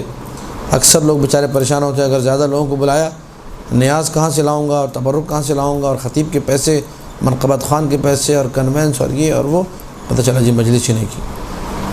ایک جگ پانی بھی ہے، گھر میں بیٹھ جائیں بیوی بچوں کے ساتھ، حدیث کے ساتھ پڑھیں، مجلس ہو جاتی ہے، اور بہترین مجلس ہو جاتی ہے، اور بڑی رونق والی مجلس ہو جاتی ہے، اگر انسان ان مطالب کو اپنے ذہن میں رکھے۔ لہذا مجالس عزا کی برکت سے اپنے گھروں کو محروم نہیں کرنا چاہیے۔ اب چوتھے ہم لوگ فائدے کی طرف بڑھیں، جو کہ ضمنی فائدہ بھی اور ایک اصلی فائدہ بھی ہے، دونوں عناوین اس پر آ سکتے ہیں، کہ خواتین خاص طور پہ کوشش کریں کہ کوئی گھر مجلس سے محروم نہ رہے۔ 12 مہینے تو 12 مجلس سال میں ہونی چاہیے، کم سے کم ایک مجلس کا اہتمام ہو، حدیث کے ساتھ پڑھ لی گھر میں، میاں بیوی بچے جمع ہوئے، حدیث کے ساتھ پڑھی، گھر ہی میں جو کھانا بنایا اس کو نظر کے طور پہ نظر مولا کے نام سے پیش کیا، مجلس ہو گئی۔ ضروری نہیں کہ دنیا کو انسان بلائے، دنیا کا اہتمام کرے، کوئی بہت بڑا انتظام ہو تبھی مجلس ہوگی، ایسا ضروری نہیں ہے۔ جب انسان یہ سوچتا ہے کہ بڑا انتظام کروں گا اور نہیں کر پاتا، رہ جاتا ہے، شیطان کامیاب ہو جاتا ہے کہ میں نے ایک مجلس روک دی۔ اس پہ کوئی نقطے پہ غور کریں۔ ایک مجلس ذکر آل محمد جو ہونی تھی وہ روک دی میں نے، ٹھیک ہے، اور بعض اوقات شیطان یہاں وسوسہ بھی کرتا ہے، کیسی مجلس کریں گے، اس نے ایسی کی تھی، 4 دیگیں بنائی تھی، ٹھیک ہے ہم 6 دیگیں کریں گے، اس کے اتنے تھے ہم اس کو، اس نے کون سے نوخان کو بلایا تھا، میں اس سے بڑے والے کو بلاؤں گا، اس نے کون سا خطیب بلایا تھا، میں اس سے بڑا لے کر آؤں گا۔ بعد میں اپنا بجٹ دیکھتا ہے، ٹھیک ہے، تو یہ وہی بجٹ ہوتا ہے جس پہ پوری قوم احتجاج کر رہی ہوتی ہے، لہٰذا کہتا ہے کہ جو ہے نہیں، یہ مجلس نہیں ہو سکتی، مجلس کینسل ہو گئی، شیطان کامیاب ہو گیا۔ مختصر مجلس، بغیر جو ہے ششکوں والی مجلس، بغیر جو ہے جسے کہا جائے وی آئی پی پنی والے مجلس، بغیر جو ہے بہت زیادہ کوئی اہتمام جس کی وجہ سے مجلس رہ جائے، یہ غلط۔ ہاں اگر اللہ نے دیا ہے اور کر سکتا ہے، فنعم العمل، اس سے بہترین کیا عمل ہوگا؟ جتنا آل محمد کی راہ میں خرچ کیا جائے اتنا کم ہے، بہترین تبرک بھی دے، بہترین خطیب بھی بلائے، بہترین نوخان، سارے کام کرے، لیکن حسد کے مارے اور اس سے بڑھ جاؤں میں آگے، اس سے آگے نکل جاؤں کے چکر میں مجلس نہ ہو، یہ غلط عمل، اس کی طرف متوجہ رہے، کیونکہ یہ مجلس وہ جگہ ہے جہاں فرشتوں کے ساتھ ساتھ امام معصوم کا دل بھی تڑپتا ہے آنے کے لیے۔ یہ بہت بڑا مقام ہے، امام سے بڑھ کر کسی کا مقام نہیں روئے زمین پر۔ اللہ کے بعد حجت اللہ، حجت اللہ کے بعد کسی کا مقام نہیں، اللہ اور اللہ کی حجت، رسول اللہ اللہ کی حجت، امیر المؤمنین اللہ کی حجت، ان کے سارے بیٹے اللہ کی حجت ہیں۔ رسول اللہ امام ہیں، رسول اللہ کے بعد باقی جو امام ہمارے وہ سارے کے سارے اللہ کی طرف سے منصوص امام ہیں۔ ان ائمہ کا مجلس میں آنے کے لیے تڑپنا، اب پھر آپ لوگوں کی میں بھرپور توجہ چاہوں گا، کیونکہ یہ حدیث یعنی اس پورے باب کی جو احادیث ان میں پسندیدہ ترین حدیث جو ذاتی طور پہ مجھے بہت پسند ہے، میں مجالس میں اس کو پڑھتا بھی ہوں، بڑی عجیب اور بڑے کمال کی حدیث ہے۔ اس سے آپ کو مجلس عزا کی عظمت سمجھ میں آئے گی کہ مجلس عزا میں نہ جانے کتنے خیرات ہیں، نہ جانے کتنی برکتیں ہیں، نہ جانے کتنے فوائد ہیں، کہ معصوم یہ تمنا کر رہے ہیں کہ میں مجلس عزا میں آؤں۔ کون تمنا کر رہا ہے؟ عن ابی جعفر علیہ السلام، امام محمد باقر علیہ السلام۔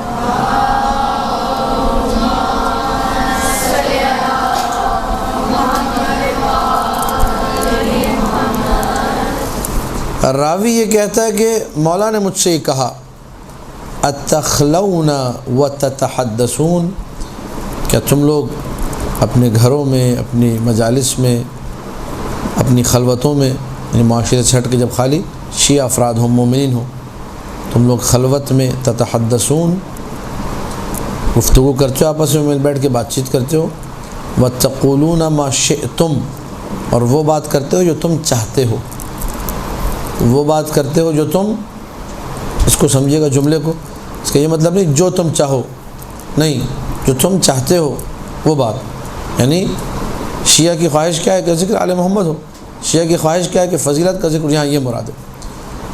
فقلت ای واللہ، میں نے کہا جی مولا اللہ کی قسم، انا لنخلو ونتحدث ونقول ما شئنا، ہم بیٹھتے ہیں اور گفتگو کرتے ہیں اور جو ہماری مرضی ہوتی ہے، جو ہم چاہتے ہیں وہ بات بھی کرتے ہیں۔ فقال، اب یہاں سے جملے سنیے گا تاکہ عظمت مجلس سمجھ میں آئے۔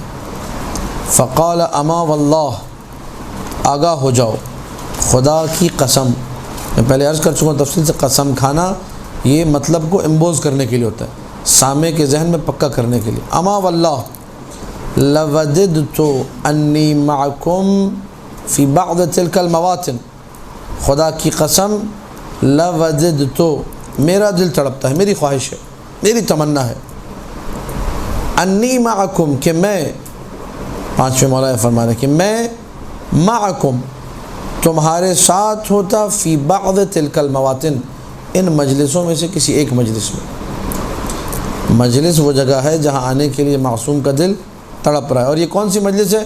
یہ کوئی بہت پروٹوکول والی، کوئی اہتمام والی نہیں ہے، یہ آپس میں گھروں کی مجلس ہے، اس میں آپس میں شیعہ بیٹھ کر ویسے ہی فضائل کا ذکر کرتے ہیں۔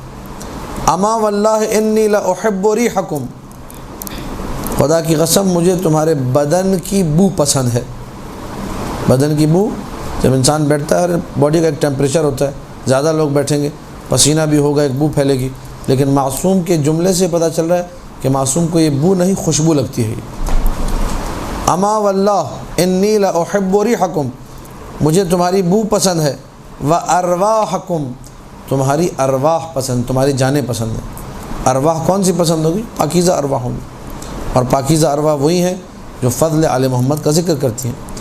وَإِنَّكُمْ عَلَىٰ دِينِ اللَّهِ، خدا کے دین پر تم ہی ہو، وَدِينِ ملائکہ، ملائکہ کے دین پر تم ہی ہو، فَأَعِينُوا بِوَرْعٍ وَاجْتِهَادٍ، بس میری مدد کرو پرہیزگاری کے ذریعے سے، اچھی کوشش کر کے اپنے آپ کو گناہوں سے بچاؤ، پاک و پاکیزہ بناؤ۔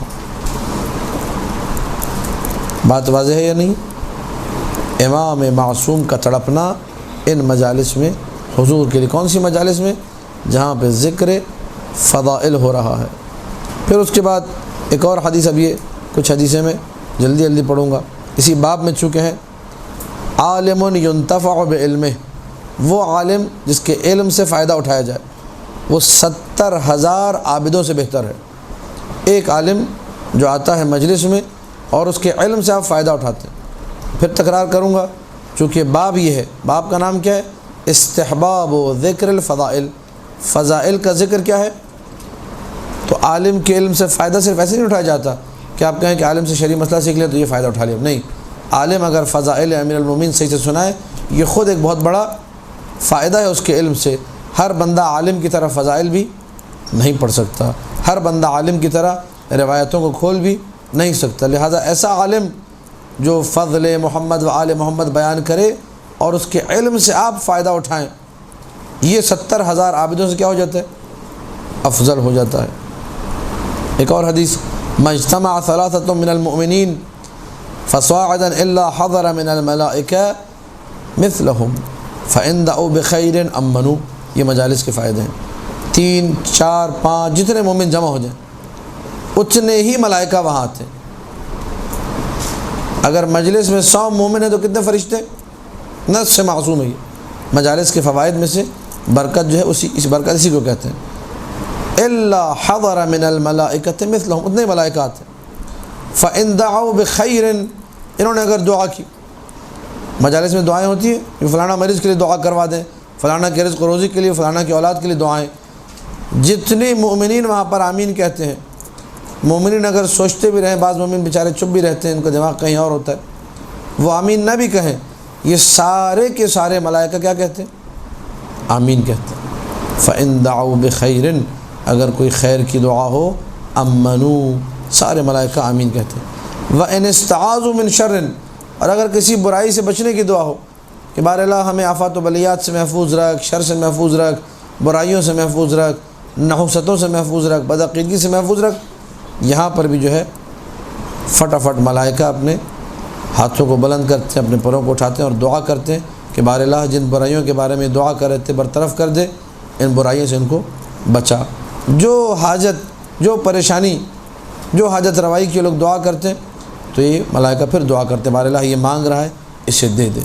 یہ کہاں ملتا ہے؟ یہ مجلس میں ملتا ہے۔ یہ وہ مجلس جس میں ذکر ہو محمد و آل محمد کو، مجلس میں ذکر فضائل ہو۔ ایک اور حدیث، چونکہ وقت اب میرے پاس تھوڑا رہ گیا، 4-5 منٹ ہے، تو اس کو میں ذرا جلدی جلدی پڑھوں گا، زیادہ کھولنے کا وقت نہیں ہے۔ راوی کہتا ہے کہ میں نے امام موسیٰ کاظم علیہ الصلوۃ والسلام سے جملہ سنا، اللہم صلی علی محمد و آل محمد، اللہم صلی علی محمد و آل محمد، لیس شیء انکا لابلیس و جنودہ، کوئی چیز شیطان اور اس کی فوجوں کی ناک کو ویسے نہیں رگڑتی جیسا تمہارا ملنا اس کی ناک کو رگڑتا ہے۔ شیعوں کا آپس میں ملنا، زیارت کرنا، جیسے یہ عمل شیطان کی ناک کو رگڑتا ہے ویسے کوئی عمل من زیارت اخوان اللہ، الاخوان فی اللہ بعضهم لبعض، مومنوں کا آپس میں ملنا۔ قال وان المؤمنین یلتقیان فیذکران اللہ، دو مومن جب ملتے ہیں آپس میں اللہ کا ذکر کرتے ہیں، ثم یذکران فضلنا اہل البیت، اس کے بعد وہ ہم اہل بیت کا۔ اب یہ حدیث کتنی واضح ہے، یہ جو میرا ادعا ہے آج کی مجلس میں کہ مجلس کو آپ بہت زیادہ پھیلائیں مت، پروٹوکول والا مت بنائیں۔ اگر آپ نہیں کر سکتے اور اپنی شان و شوکت دکھانا اس کو مجلس میں نہ کریں، اپنی شان و شوکت اہل بیت کے پاس بڑھائیں اور خلوص سے تھوڑا تھوڑا بھی کرتے جائیں، خدا آپ کو توفیق دے گا، بڑی سے بڑی مجلس آپ اچھے سے رکھ سکیں گے۔ لیکن یہ کہ بڑی ہی رکھوں گی ورنہ تو نہیں رکھوں گی، اس چیز کو، اس خناس کو اپنے ذہن سے نکال دیں۔ یہ حدیث کتنی واضح ہے، دو مومن آپس میں ملتے ہیں، ان المؤمنین یلتقیان، دو مومن ملتے ہیں، فیذکران اللہ، اللہ کا ذکر کرتے ہیں، ثم یذکران فضلنا اہل البیت، پھر ہم اہل بیت کے فضائل پڑھتے ہیں۔ فلا یبقى علی وجہ ابلیس مضغۃ، ابلیس کے چہرے کا سارا گوشت جھڑ جاتا ہے، یعنی ابلیس بے آبرو ہو جاتا ہے، بے عزت ہو جاتا ہے۔ الا تخدد حتی ان روحہ لتستغیث من شدت ما یجد من الالم، گوشت کے ٹکڑے ٹکڑے صرف کس وجہ سے؟ دو مومن مل کر فضیلت کی بات کر رہے ہیں، آل محمد کا ذکر کر رہے ہیں، ابلیس کا بیڑا غرق ہونا شروع ہو جاتا ہے، یہاں تک کہ ابلیس چیخنا شروع کرتا ہے کہ کہیں مجھے موت نہ آ جائے۔ من شدت ما یجد من الالم، جو تکلیف ابلیس کو ہوتی ہے، جو درد ابلیس کو ہوتا ہے وہ ناقابل بیان۔ فتحس ملائکۃ السماء وخزان الجنان، اتنا چیختا ہے کہ ملائکہ کو پتہ چلتا ہے ابلیس چیخ رہا ہے ابلیس، جنت کے جو خزان ہیں، خزانچی ہیں، جو جنت کی چابیاں لینے والے ہیں، اپنے ہاتھ میں رکھنے والے، ان کو پتہ چلتا ہے، وہ بھی سب کے سب ابلیس پہ پھر لعنت کرتے ہیں۔ فیلعنونہ حتی لا یبقى ملک مقرب، کوئی ایسا فرشتہ نہیں رہتا جو ابلیس پہ لعنت نہ کرے، یہاں تک کہ ابلیس ذلیل و رسوا ہو جاتا ہے اور ابلیس کا بیڑا غرق ہو جاتا ہے۔ کس وجہ سے؟ دو مومن ملے تھے، فضل آل محمد، آل محمد کی فضیلت بیان کی۔ اور یہ طریقہ سیکھ لیں، آل محمد کی فضیلت جب ذکر ہو تو کیا ہوتا ہے؟ شیطان چیخنے لگتا ہے، جب شیطان چیختا ہے پھر کیا ہوتا ہے؟ پھر ملائکہ، جتنے ملائکہ مقربین ہیں سب کے سب شیطان پہ لعنت کرتے ہیں۔ اسی لیے جو نا مجلسوں میں لعنت بھی ضروری ہے کہ ایک انسان نعرہ لگا دے بھائی دشمنان اہل بیت لعنت بے شمار، ٹھیک ہے؟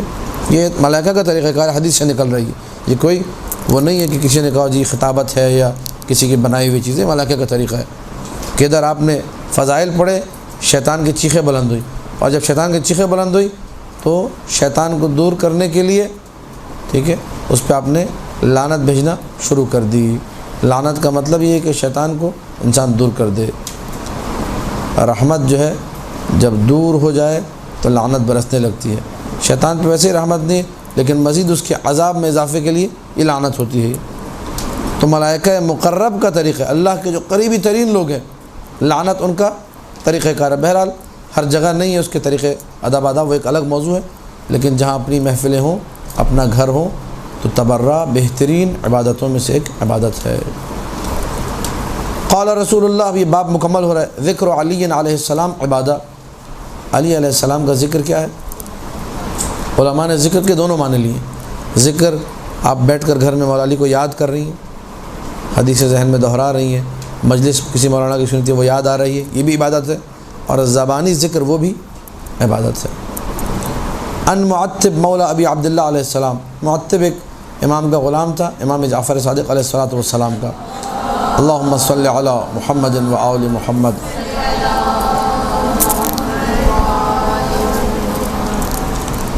یہ کہتا ہے سمعتہ یقول لداؤد ابن سرحان، میں نے امام کو یہ کہتے ہوئے سنا، اپنے ایک صحابی داؤد ابن سرحان سے کہہ رہے تھے، یا داؤد، اے داؤد، ابلغ موالی عنی السلام، میرے جو چاہنے والے ہیں ان کو میری طرف سے سلام پہنچاؤ۔